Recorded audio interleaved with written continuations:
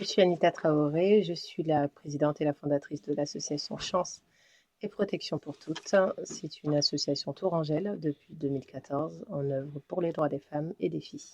Comment m'est venue l'idée? J'ai créé l'association avec beaucoup de révolte.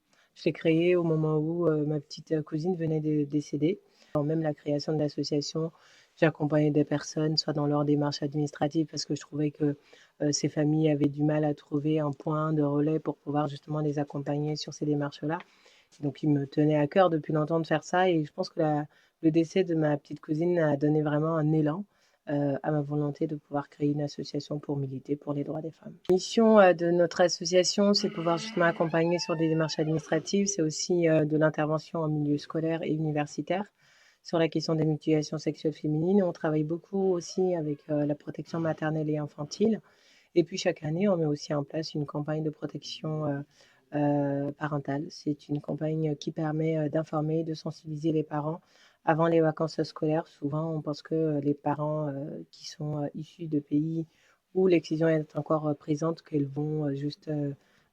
familles vont juste en vacances. Parfois, les enfants peuvent être à risque d'excision sans que les parents ne puissent donner leurs mots, leur avis. Et nous, l'idée, c'est vraiment de dire aux parents, attention, vous allez en vacances, mais c'est aussi votre responsabilité parentale qui est engagée, puisque si votre enfant se fait exciser, c'est vous qui allez répondre aux yeux de la loi, notamment la loi française, qui peut condamner jusqu'à 150 000 euros d'amende et 15 années d'emprisonnement. Okay. Donc cette campagne de prévention annuelle permet d'informer, de sensibiliser et d'alerter les familles qui partent dans leur pays. L'excision, c'est l'ablation totale ou partielle d'organes génitaux de la femme. Ça peut être l'ablation simplement du gland du clitoris avec ou sans les petites et les grandes lèvres, et ça peut aller jusqu'à l'infibulation qui consiste au rétrécissement de l'orifice vaginal pour avoir le contrôle simplement sur le corps et sur la sexualité des jeunes filles. Et c'est pratiqué sur 4 continents sur 5 et ça concerne 230 millions de femmes à travers le monde. C'est énorme. Quand on parle de 230 millions, c'est quasiment 4-5 fois la France, étant donné qu'on est environ 67 millions de Français. Donc c'est énorme, on ne se rend pas compte, mais c'est beaucoup de personnes, beaucoup de familles, beaucoup de filles, beaucoup de femmes qui sont concernées par ces réalités. Alors, ce sont d'abord des familles, pour la plupart nouvellement arrivées, qui ont le besoin de faire protéger leurs filles. Et ce sont aussi des femmes qui arrivent et qui entendent parler, par exemple, de la réparation du clitoris et qui ont envie d'informations, qui ont envie de se renseigner et de pouvoir bénéficier de cet accompagnement-là. Il faut savoir qu'en France, la réparation du clitoris est prise en charge par la sécurité sociale et les femmes peuvent en bénéficier, évidemment avec un accompagnement psychologique à côté. La Maison des femmes est notamment référente pour pouvoir justement accompagner sur ce besoin de réparation du clitoris. Les femmes viennent nous voir aussi pour pouvoir simplement avoir un accompagnement. On a aussi des associations qui font appel à nous pour former leurs équipes sur cette question de mutilation sexuelle féminine et on travaille, comme je l'ai dit tout à l'heure, avec la protection maternelle, avec des hôpitaux aussi, notamment avec l'hôpital de Tours, l'hôpital de Blois. Et puis, on organise aussi des ciné-débats pour parler de ce sujet-là, parce que c'est important que ce ne soit pas juste un sujet dont on parle, nous, en tant que personnes noires, en tant qu'Africaines ou en tant que personnes concernées. Il faut que ça soit un sujet qui soit vulgarisé. Ça concerne beaucoup trop de femmes pour que ce soit traité comme un sujet à part des autres formes de violence faites aux femmes. Alors, c'est vrai que l'excision, les mutilations sexuelles féminines, de manière générale, concernent beaucoup les pays africains, mais pas tous les pays africains. Ça concerne aussi d'autres continents. L'excision a été pratiquée, même en Europe, jusqu'au 19e siècle. C'est simplement, voilà, le contrôle sur le corps et sur la sexualité des femmes. Ça a été pratiqué notamment en France, en Angleterre, pour pouvoir guérir les femmes de l'hystérie et de la masturbation féminine. Donc, c'est des choses qui ont existé depuis toujours, pas qu'en Afrique, c'est important de le dire. Mais effectivement, on a énormément de pays africains qui continuent encore à pratiquer ça parce que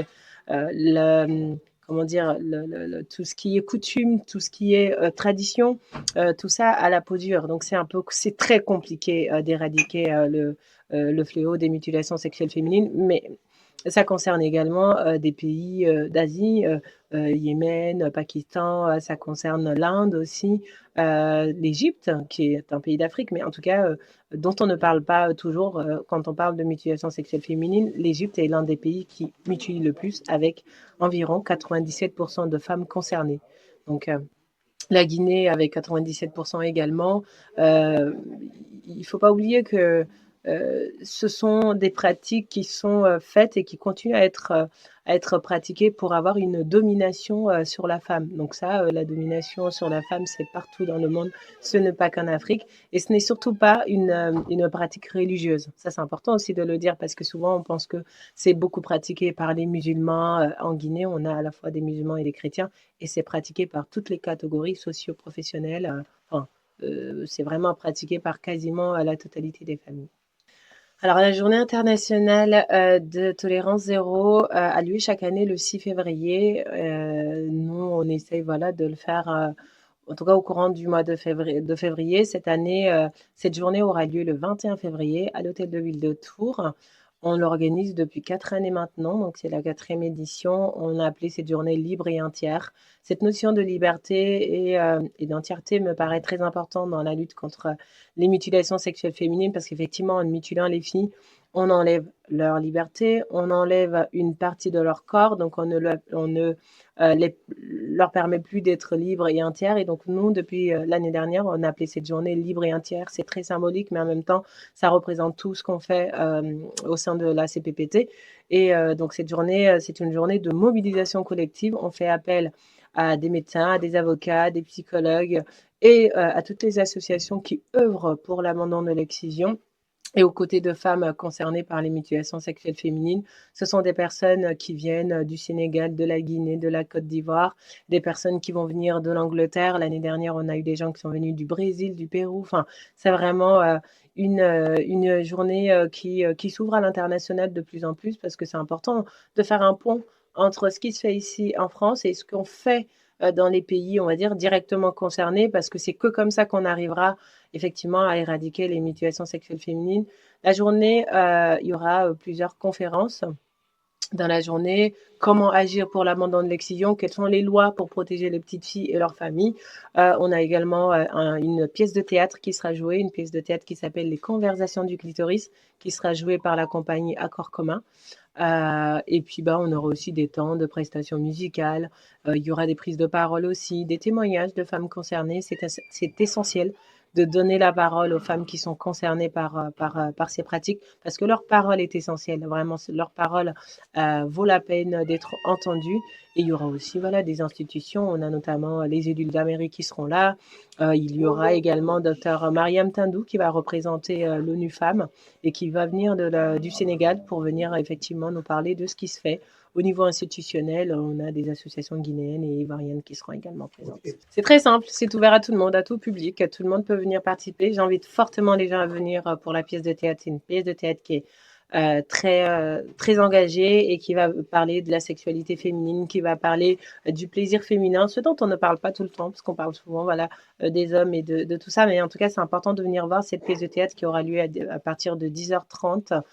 Les portes seront ouvertes dès 9h30. Vous pouvez vous inscrire. Pour nous, ça nous permet d'avoir un peu voilà, qui vient et quel est le nombre de personnes qui s'inscrivent. Mais c'est ouvert, c'est gratuit toute la journée. On a un repas qui sera servi à partir de 18h, qui est sur inscription à partir de 7 € seulement, parce que ça tombe pendant le ramadan et il nous paraissait important d'accueillir de manière convenable les personnes qui viendront à nous cette journée-là. Alors non, pas des points oubliés, mais en tout cas, ça me paraît important de dire aux gens que l'engagement associatif est une école. Vraiment, c'est important de s'engager, c'est important de lutter pas que pour les femmes, mais pour nos convictions. Moi, je suis engagée depuis plus de 12-13 ans maintenant. Et pour moi, c'est essentiel, en fait, de me battre pour les gens. C'est important pour moi de me battre pour les autres. Et si j'arrive à sauver ne serait-ce qu'une femme de l'excision, une famille, une petite fille, et pour moi, c'est une victoire, en fait. On peut pas laisser tout aux mains des pouvoirs publics. On peut pas laisser tout aux mains des institutions. Nous, en tant que citoyens, on a notre rôle à jouer. Et à travers les associations, on peut le faire très bien. C'était Anita Traoré, présidente de l'association Chance et Protection pour toutes. J'étais sur Online Média TV.